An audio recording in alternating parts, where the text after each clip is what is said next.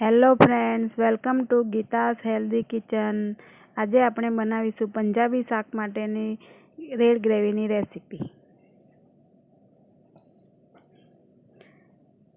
સબ્જી બનાવવા માટે એક કઢાઈમાં 1 ટેબલસ્પૂન તેલ, 1 ટેબલસ્પૂન ઘી એડ કરી ઘી અને તેલને બરાબર ગરમ થવા દઈશું।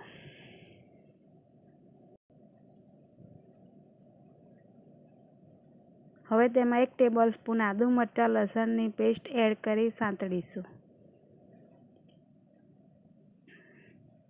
આદુ મરચાં લસણની પેસ્ટ બરાબર સંતળાય એટલે તેમાં 3 નંગ ક્રશ કરેલી ડુંગળી એડ કરીશું।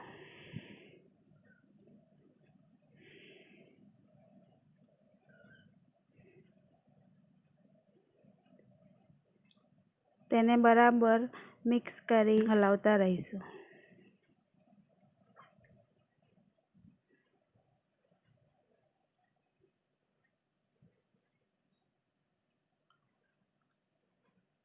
ડુંગળીમાંથી પાણી છૂટું પડવા આવે એટલે તેમાં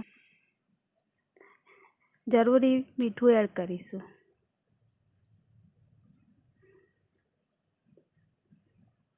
ડુંગળીને બરાબર સંતળાવા દઈશું। જ્યાં સુધી તેનું પાણી બરાબર બળી ન જાય ત્યાં સુધી એને સાંતળતા રહીશું।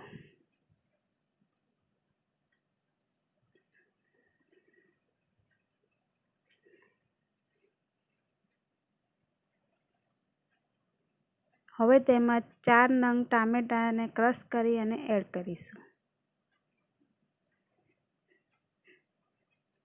બંનેને બરાબર મિક્સ કરી દઈશું।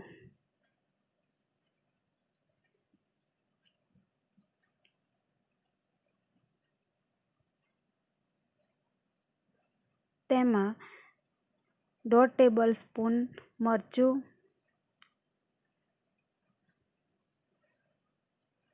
1 ટેબલસ્પૂન હળદર,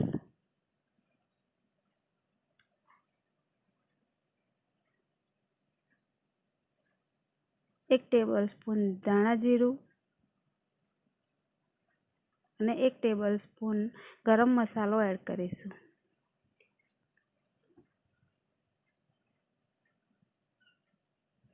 તેને બરાબર મિક્સ કરી દઈશું।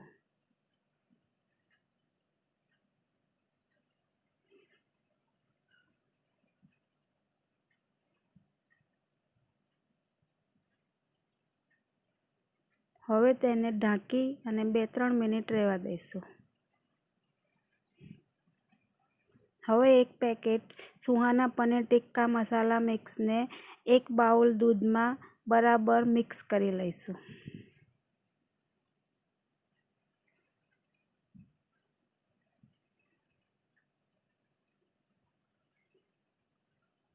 મિશ્રણમાં લમ્સ ના રહે એ રીતે બરાબર મિક્સ કરી દઈશું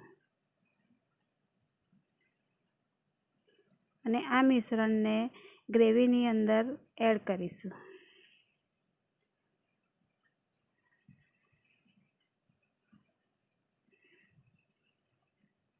ગ્રેવીને બરાબર મિક્સ કરી દઈશું અને ઢાંકી દઈશું।